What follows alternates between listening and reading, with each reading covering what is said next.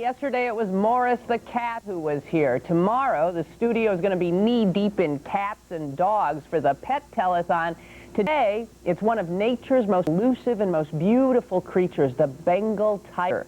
My guest, a man who spent 2 years atop an elephant filming Bengal tigers. And also joining us, a local animal wrangler. If a movie filming in town needs a four-legged actor, chances are they'll call Tom Wilson for help. All that and rampaging beavers in Washington, D.C., and you've got just another Cullen on cable.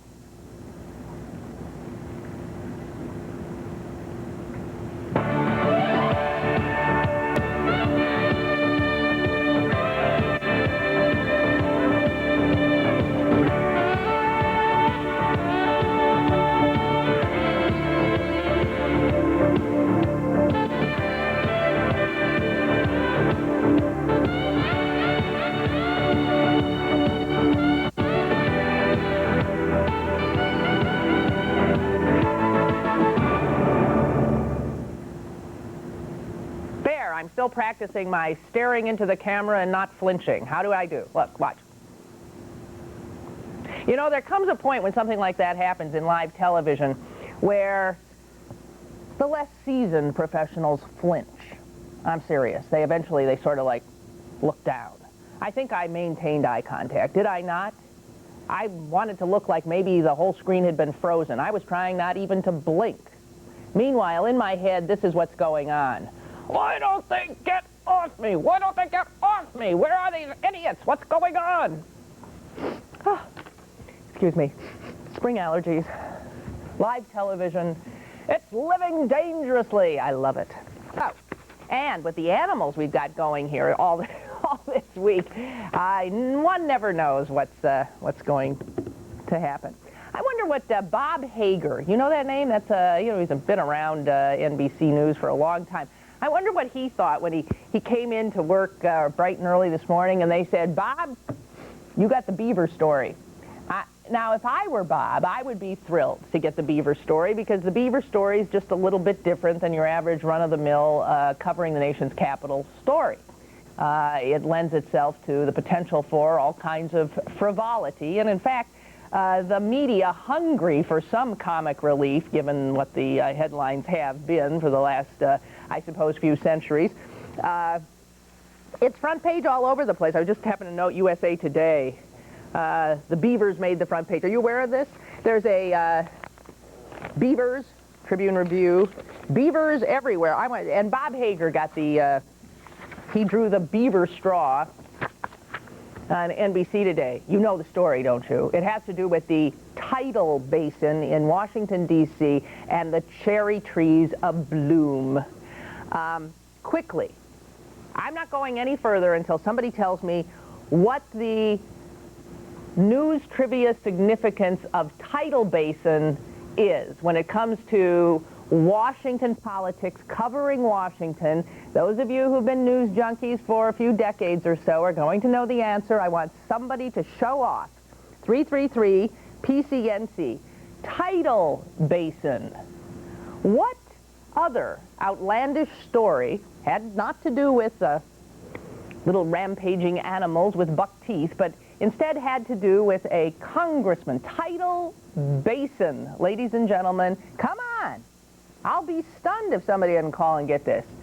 I'll be more than stunned. I'll be disappointed. I'll be a monkey's uncle. You don't remember tidal basin? It's the first time I ever heard the term. And I can't, frankly, this just popped into my head. I can't remember when it happened, but come on. Nobody out there knows? Oh, jeez. Well, then I'm going to come out as opposed to democracy. Because the only way democracy works is for a citizenry to be relatively well-educated, well-informed, and paying attention. You guys aren't. So what do I want you voting for my leaders for? Come on, tidal basin. No? Well, I'm not telling you. Forget it. Ha! Ha! Walter, put us out of our misery. Tidal basin. Walter. Yes. I'm not real familiar with tidal basin, but with all the politics that keep going on. down there in Washington, and with the different scandals and everything, I think it has a little two-sided meaning to everything. Wrong. Okay. Well, I was just trying to get in talk there. So. I appreciate it. Wait, Walter, we give you credit for guessing. See? All right, Ethan maybe knows. I think I do know, Lynn. Go ahead. Congressman Wilbur Mills, and I think her name was Fanny Fox, some burlesque queen or whatever, and they were arrested frolicking drunkenly in the tidal basin by the, I guess it would have been the National Park Police or somebody. Right. You've got the same memory I have. Wilbur Mills, then very powerful head of the House Ways and Means Committee. I knew it was some powerful committee. I wasn't sure if it was appropriations or... I think it's House Ways and Means. I mean, you didn't get more powerful than Wilbur Mills. And I think her name was Fanny Fox? Fanny Fox, with an E on Fanny. Right. Drunk as a skunk, Wilbur, and frolicking... It's the tidal basin with this stripper. Well, there's not two places to skinny dip in the heart of downtown Washington. So the tidal basin is as good a place as any. I love it. And Ethan, I thank you. Great to hear your voice again, Lynn. Goodbye. Goodbye. Okay, my faith in the intelligence and attentiveness of my audience has been renewed. Yeah, tidal basin. A lot of great stories come out of the tidal basin. Imagine the head of it'd be as if, you know, today, who's the head of the House of who knows anymore? I can't keep track of the players anymore. But it's as if a major Washington figure was caught with a stripper frolicking drunkenly in the tidal basin. That'd be a big story today, too, and it was a big one then. It just goes to show you, back then there were sort of, you know, sex stories and outrage. It really cost him. Then a few days later, he was pictured backstage. Wilbur, he didn't learn his lesson, at the burlesque house where Fanny was doing her thing, and he was drunk again. So, I mean, he really, it's the beginning of the end for that poor guy. Anyway. The beavers. Oh, I'm sorry. You know the story, right? There's rampage beavers, and there. Well, here, let's. Bob Hager got the story. So can we do this real fast? We call this back talk. Okay, come here.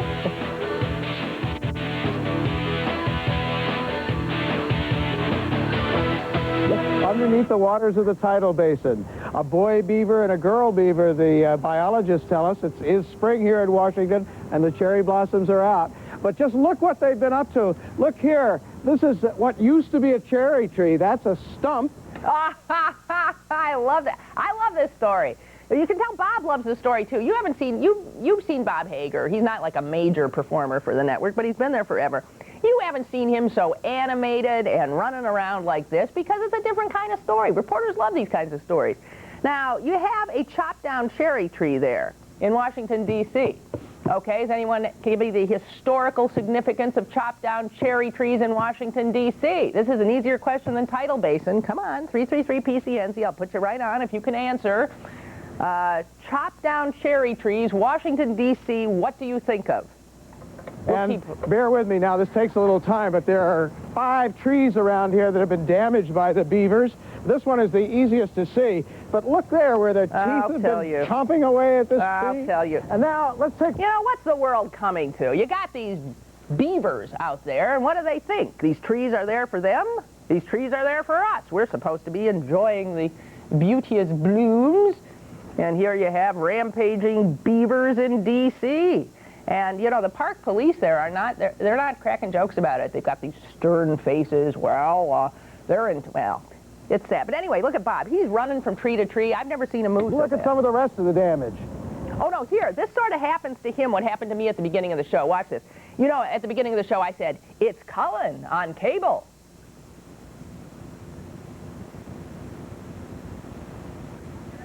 A long, long, painful time from my perspective.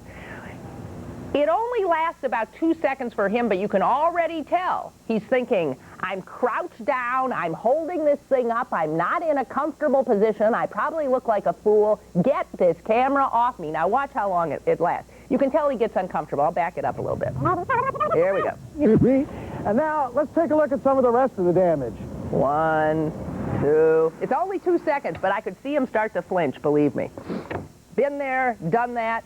Well, come on, cherry trees chopped down D.C., Washington, D.C. I cannot tell a lie. George Washington chopping down cherry trees, you know? Jeez. Okay, well, I'm taking a break. Watch the camera stay on me now for an unpleasantly long time. Or just to annoy me, they'll get off me now because I said watch the camera stay on me for an uncomfortably long time. I'll be back.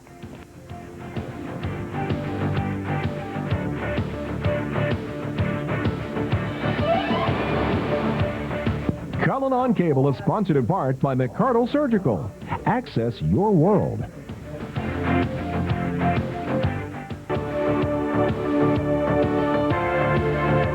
Well, hello. Welcome back.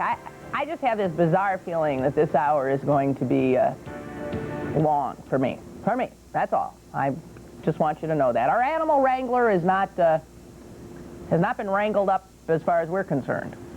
He's not around? No? Okay, so it's you and me.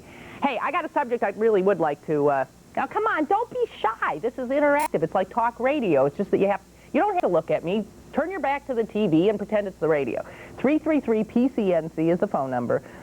There's this effort on the part of some members of the City Council. In fact, I don't think there's a member of City Council who's opposed to it, to when PNC Park opens finally in the year 2001, that the concessions will be selling not just the usual boring fare of hot dogs, peanuts, and that kind of stuff, but instead there will be a real Pittsburgh flavor to the joint.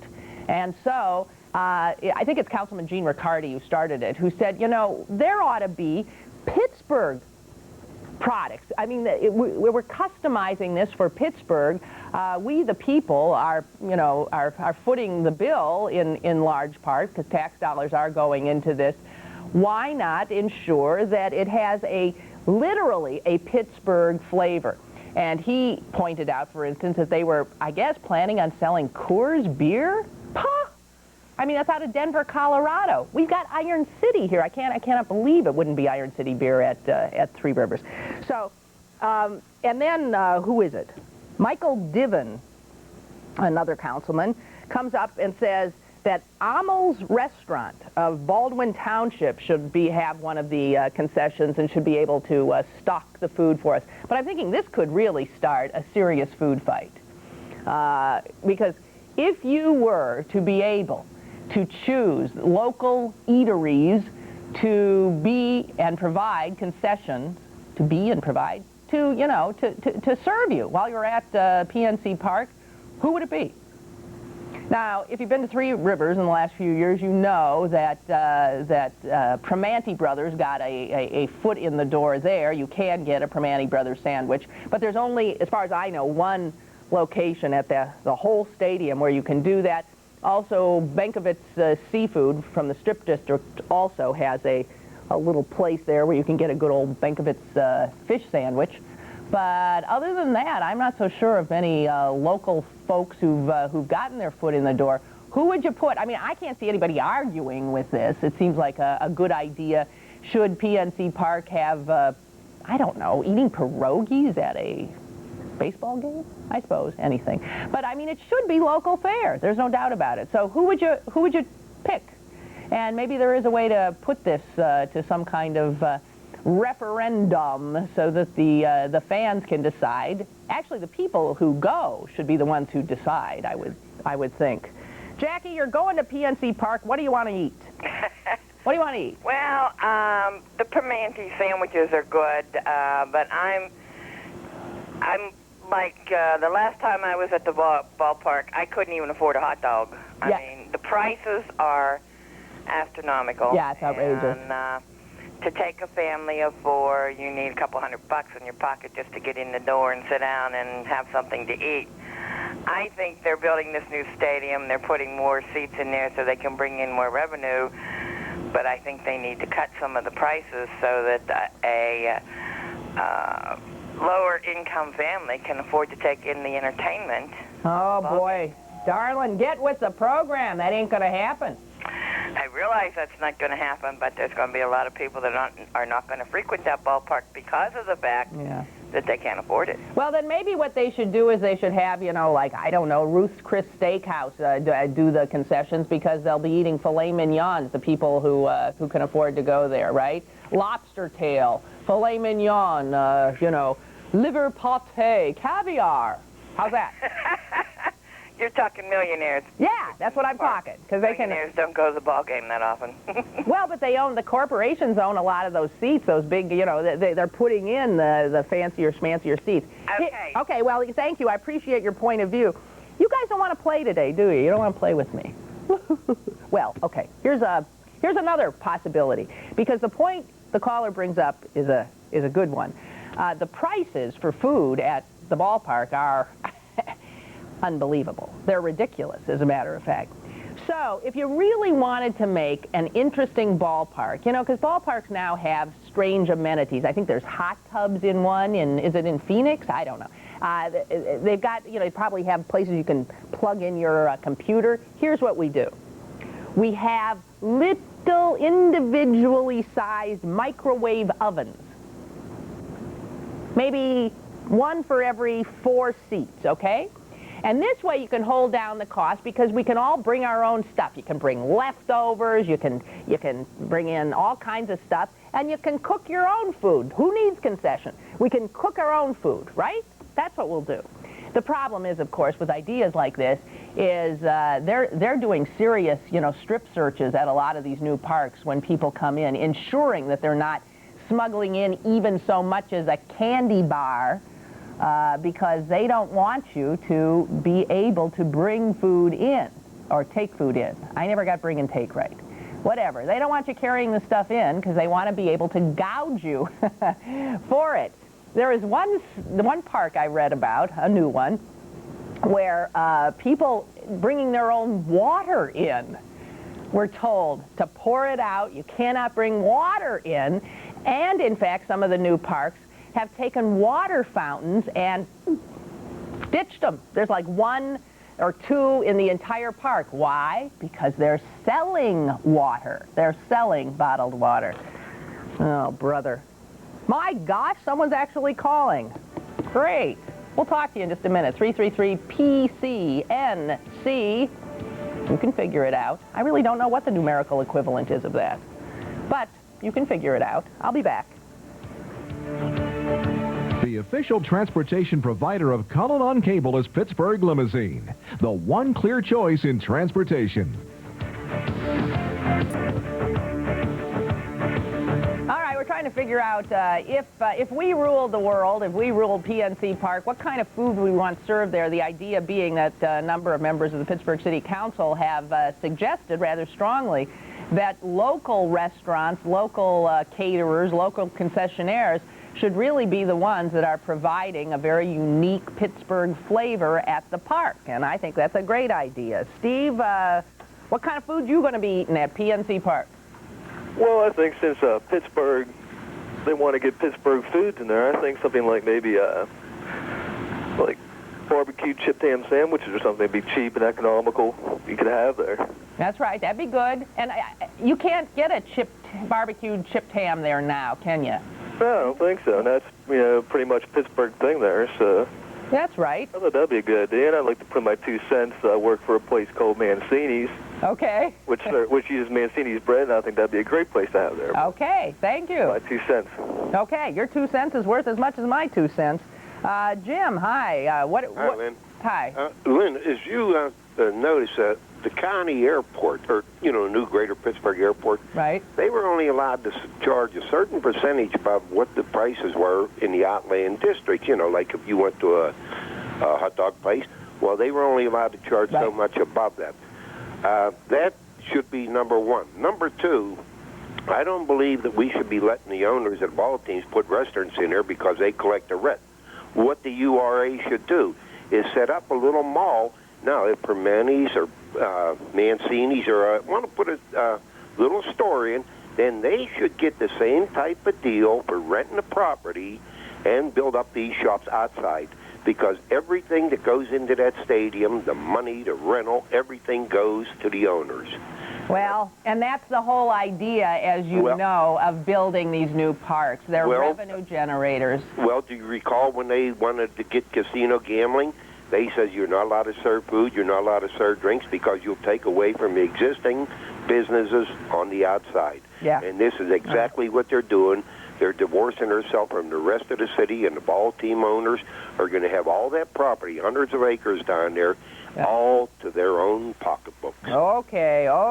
Thank you. The anti-stadium crowd's coming out on this one. Larry, hi.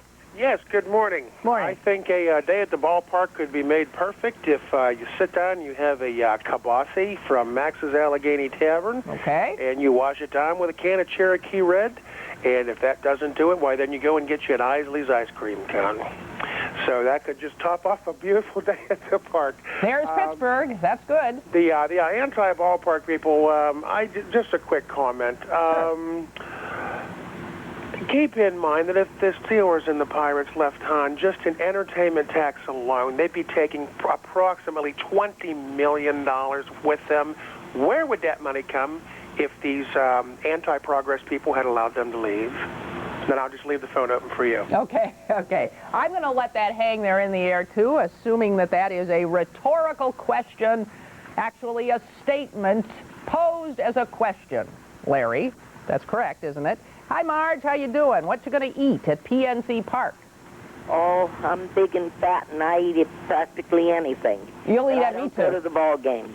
Okay. And they're already starting, they started a road down by my house to get to Pittsburgh real fast. And I call it the road to hell, because who wants to go there anyhow? Well, excuse me. And get their car hijacked or maybe get shot. Marge, wait a minute. Stop. Whoa. Where do you live? Oh, I'm not going to tell you because I don't want these people that are from there to come after me. And then I know that you really and truthfully love, you adore Clinton. Well, he's right now bombing people that he shouldn't be bombing. And that goofy Madam, whatever her name is, Albright, nobody would talk to her. Who'd want to talk to her? Those men laugh at her over there. They actually laugh at her. She started the bombing, and Clinton started the bombing, and today's their Easter, and they're never going to let our boys loose. Marge, they're never going to let our boys, and that's the most important thing to me. Are you normally so happy-go-lucky, so optimistic? I had 2 boys in Vietnam, one twice, thinking that he was going to help the South Vietnamese. Yeah. But our rotten government screwed up our boys over there, and then the people over here marching around all over the place, and they didn't even give these boys any credit. And these boys fought, too, over there. Now, you got these 3 young boys over there. That's really what's getting me. That's getting me down. They're stuck over there. They might kill those boys because of this goofy Clinton, who I know, don't say nothing about Clinton because you think he's #1. And then you got this goofy Madam Albright and Clinton's wife who wants to go against Giuliani. And Giuliani's a fine man. He's a fine man. And she couldn't even compare to Margaret Thatcher or Leah Rabin from Israel. No. You don't have any women in America that could even handle anything like Thatcher could handle it. No, there's not an American woman, not one of them. No. Nah. Not one. Not one. Especially Madam Albright. That's right. Because those men, she sits down at the table with those men. Yeah. They're not going to listen to her. She doesn't even have good they legs. Laugh at her. That's right. Maggie Thatcher at least had good-looking legs. It isn't her legs. It isn't her look. No. It's her attitude. Right. She thinks and Clinton, he thinks that he's an emperor. He's got delusions of power. And he's going to bring us into a nice nuclear war because Russia's going to mess around. Yeah. And you'll sit there and look like that and make faces. But when they drop a little atomic bomb on top of your head, why, then you'll know. And then he messes around with the Chinese. The Chinese are very smart people. They were smart before we were ever smart. That's right. You're absolutely Very right. smart. And Right. you think that they're going to listen to Clinton ramming his democracy down their throats? Yeah. They have their own governments. You cannot ram democracy down these people's throats. No. Look what they did in the Balkans. They messed up all those countries because we had to go over there and play our little game with democracy. Now they're all fighting over there. I'm waving a white. I'm surrendering. I'm surrendering. Thank you, Marge. Yeah. Have a nice day. Have a nice day. Now, there's a woman who knows how to enjoy life.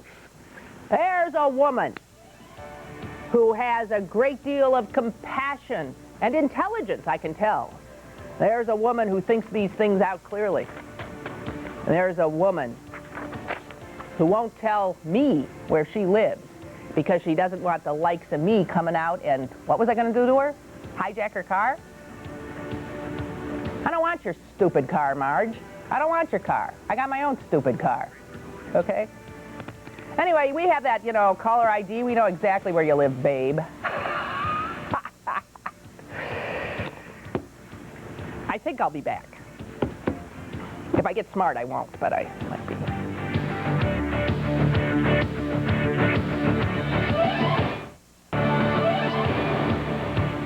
Do you recall, if you've been with me since the beginning of this show, do you recall that I said I had this, it's just call it women's intuition, I had this suspicion that this was going to be a strange hour. And I have no idea what's happening. Our guest stood us up. I'm stood up until the guy who spent 2 years on top of an elephant filming Bengal tigers stops by, but he's via satellite. I saw him on the Today Show this morning, so he's doing these things at arm's length. And frankly, I would tell anybody to do this show at arm's length today. This is one of the joys of live television, the spontaneity, the never know what's going to happen next aspect to it. Well, yesterday, but I'm going to open the phone lines. You got something to talk about, feel free, 333-PCNC, until we get to our Siberian tiger segment. Yesterday on this show, sitting right here, and man, did he shed, Morris the cat. This is Morris the Third. There have been three. You would think there'd be more, because the Morris spots for 9 Live started up in 1968. So over 30 years, there have only been 3 Morris the Cats, and this guy yesterday was, he's just classic. Anyway, he was making the rounds yesterday. After he was on this show, he went over to the big radio station in town and did one of their talk shows, and then he was making appearances at Giant Eagles because Giant Eagle is one of the major sponsors of the Pet Telethon, airing here tomorrow. And Morris has really come in specifically for that. Anyway, so he also got his picture in today's Pittsburgh Post-Gazette. It's you're not going to be able to see it, but here is his picture here. He's sitting on, his director's chair. And the reporter writing it said this, and I read this, and I took issue, as the British would say. Do the British say issue? They say tissue. I would take issue with it. Because she says, this is the reporter Linda Wilson Fuoco, like many celebrities, Morris is bigger than he appears on TV. What does she mean by that? She's got it absolutely backwards. The thing about TV is you look bigger on TV, not often, on TV. When people invariably, and I know some of you who have seen me out there in the real world, one of the first things you say when you see somebody live who you've seen on TV is, what? Why? You're so much thinner. You're so much smaller than I thought you were. So the reporter here has it absolutely turned around. Television makes you look bigger, not smaller, unless she's thinking that, when you're on TV, because the television is just this big, that you look this big, and then you turn out to be a real human being, but I don't think she's thinking that. So she got it wrong. Morris is bigger than he appears on TV, she says, which is odd that she would say that. Those of us who work on television invariably hear, well, my gosh, you are younger than I thought you. What? You are thinner than I thought. What? You are prettier than I thought. And you hear this over and over again. I once sat around with a bunch of women who are on television who hear this all the time. And whenever we hear it, we don't know whether to say thank you very much or well, so's your old man, because it sounds sort of like an insult. It's a compliment that makes you uptight, because what they're really saying is, oh, well, my gosh, you're not old, fat, and ugly. I thought you were. So you sort of never quite know how to take it. But the adage is that television adds 15 pounds to you, on you. And so invariably when you see somebody live who you've only seen on television, they look thinner, smaller. And it's very hard to gauge height on television. Like, I mean, you can't really tell. We got these chairs on TV. TV always, let me show you something. TV always has chairs like this. So we look a certain way. And then if the guest comes in, if the guest had not stood me up and the guest came in, we would make sure our chairs were so that we look even. Now, sometimes I have to. Oh, it's not working today. Nothing's working today. Sometimes I have to get way down here when we have a short guest. And then if we have a tall guest, we have to go up like this. Invariably, with anchor people, men and women, little things can start happening where if the woman sits down and raises her chair up, the guy will immediately raise his up. Then she'll look and raise hers up, and before you know it, they're practically sitting on top of the table. And you may note from now on how high above anchor desks anchors tend to sit. Now, when you sit at a table, usually it hits your waist high, right? Anchors often are sitting like this, and I've noticed Matt and Katie do. So they sit unnaturally high, and I'm convinced what it is it's this dueling raising of chairs where somebody does not want to appear to be somehow less substantial than their cohort. Been there, done that, seen it. Do we have a gun off? I'd like to shoot myself. I'm aging before your eyes. Actually, if you saw me in person, I'd be much younger than you think. And actually, I'm blonde. Did you know that? I'm blonde and beautiful, rather buxom, very curvaceous, and about 26. Why you might not recognize me. Give me a break. Give me a call. Help me out. I'm a desperate woman. My God, where's Dudley Do-Right when you need him? Chivalry dead? Gentlemen. Who's on the line? Jimmy. Don't know who he is, but Jimmy, I love you. Stay right there.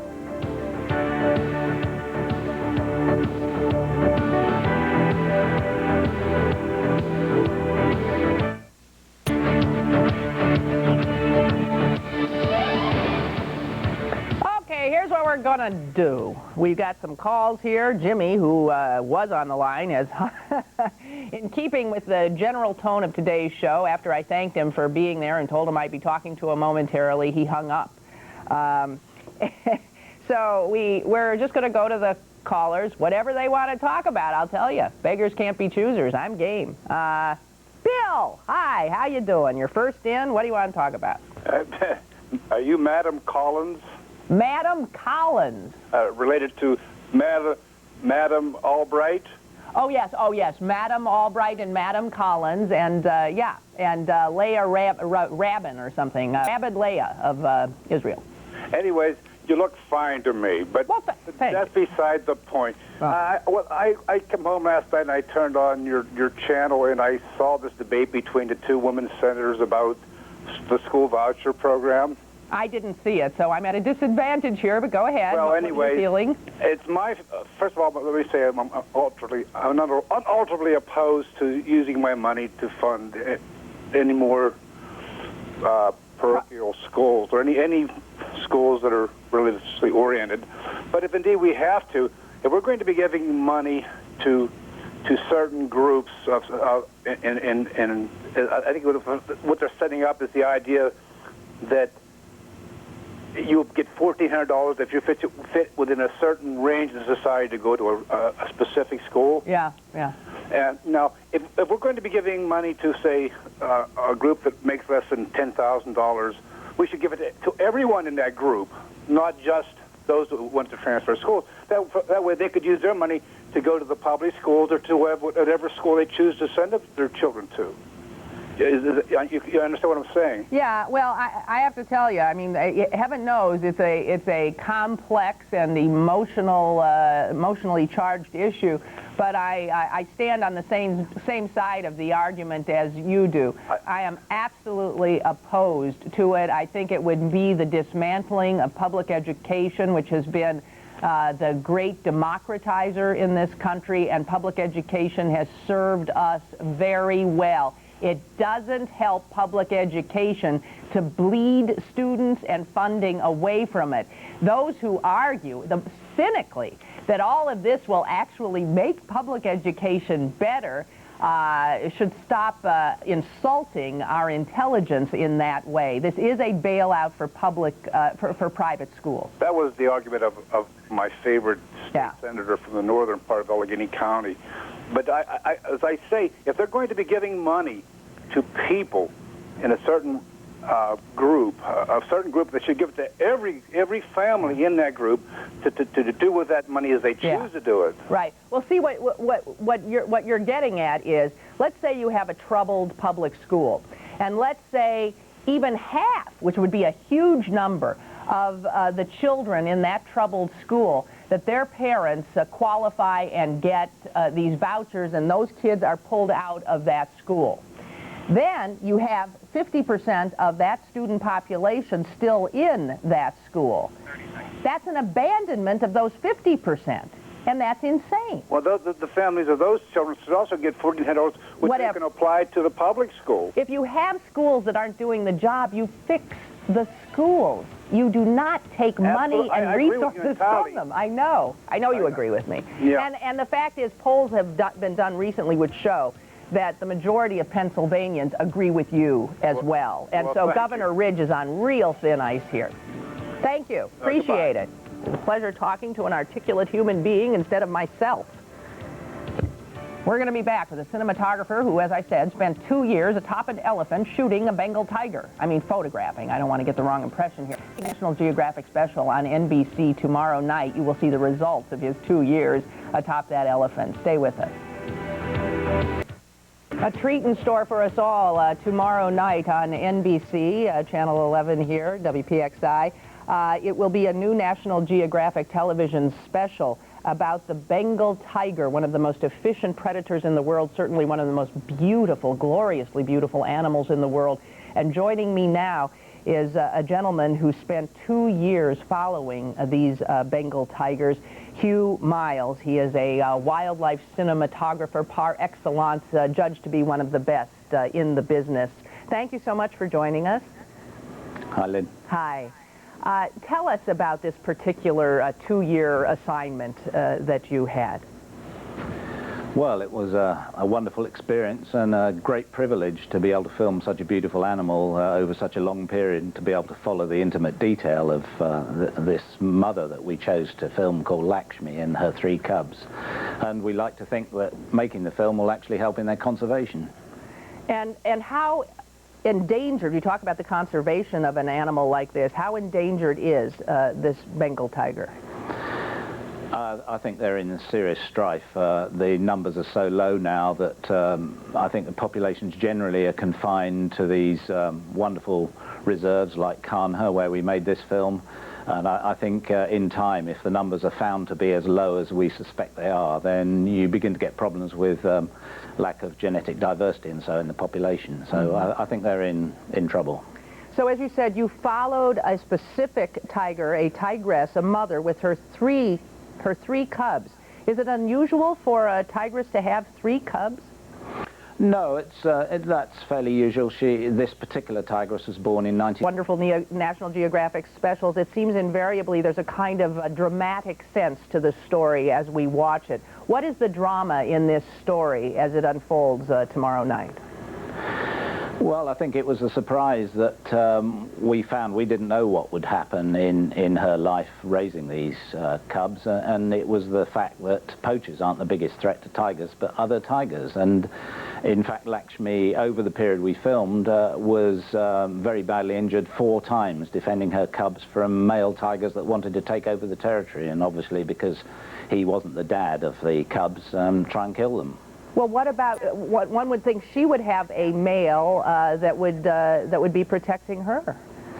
Yes, certainly this was the case, and for about a year everything was hunky-dory in the territory because the male was defending that territory, but in the end the male was killed by this other male, and then there was a lot of upset amongst the tiger population. So this is a surprise, one would think, and obviously the fact that these beautiful animals are endangered is a result, usually, of mankind's encroaching on their territory, and yet you say the danger here is from her own kind. Yes, I think our belief is that man's poaching is the biggest threat to tigers, and certainly is a big threat, but in reality, and that was our surprise, is that it is other tigers that are such a big threat to... Now, you filmed this from the back of an elephant? How does one go about doing that? With difficulty. It's, we'd go out early every morning, we'd use a 10-foot, 12-foot tripod or so from the back of the elephant and set that up, and then we'd be attached to the camera so we could lean off the elephant and film whatever happened. And it's a wonderful creature to follow tigers in because it can go anywhere. But of course it's not very good at standing still, so that gave us all sorts of problems. I was going to ask, you must have had a very patient and complacent elephant if you're filming, but he didn't necessarily stand still. No, we did have problems on occasion. Certainly they seldom stood still, but on 1 or 2 occasions the elephant lost its nerve, and actually when the tigress charged prey, the elephant would lose its nerve and run off, and then we'd be attached to 100 pounds of camera and tripod and falling off the elephant and so on, so it was all pretty scary, really. Here I am laughing about it, and you're thinking you're a dead man. Did she know, did she know that there was somebody tailing her all the time? How much was the tigress, do you think, aware of your presence? Oh, she was always aware of our presence because we had to be fairly close, but we were very careful to keep our distance, to not disturb her, but she was very confident with elephants. She'd grown up with elephants in the park because they guard her against poachers, and she was very confident. She was never frightened by our presence just because we were very careful not to disturb her. So it's a thin line you walk as a wildlife cinematographer. I mean, you're there, but you don't want to in any way encroach upon what naturally would be happening. No, absolutely not. You can't interfere because nature is how it is, and you need the natural behavior to happen so they can live their lives successfully and raise their cubs. So we had to be very careful, for instance, if she was hunting, that we didn't actually disturb the prey, so she could then feed her cubs. Does this have a happy ending? You say that she ends up having to do battle because the other male is killed. It sounds like it might be a tragedy tomorrow night. Well, it was extremely sad at one stage because she limped off with the cubs into the jungle, and we didn't see her for 10 months. We assumed she was dead. But then just before the film finished, she returned to her birthplace again, and we were obviously delighted, and we were very pleased to be able to show the audience a happy ending. Oh, how wonderful. Thank you. But so for 10 months you had to sit and wait, wondering what had happened. Well, we went frantic searching for her and all over the place, and we had to assume she was dead. One of the little cubs did show up, and that was a wonderful twist of fate, that one of the female cubs was actually adopted by one of Lakshmi's previous daughters. Wow. Hugh Miles, thank you for what you have wrought, and we will look forward to enjoying it tomorrow night. Thank you so much. Hugh Miles, wildlife cinematographer, and his work with the Bengal tigers seen tomorrow on the new National Geographic television special, Tigers of Kanha. That's on Channel 11 at 8 o'clock tomorrow night. next week, actor, director, former Meathead Rob Reiner joins us, and also wonderful Academy Award-winning actor Billy Bob Thornton. He next Friday. Hope you have a wonderful weekend. Tune in the Pet Telethon tomorrow on WPXI and also on PCNC tomorrow afternoon. Have a good weekend.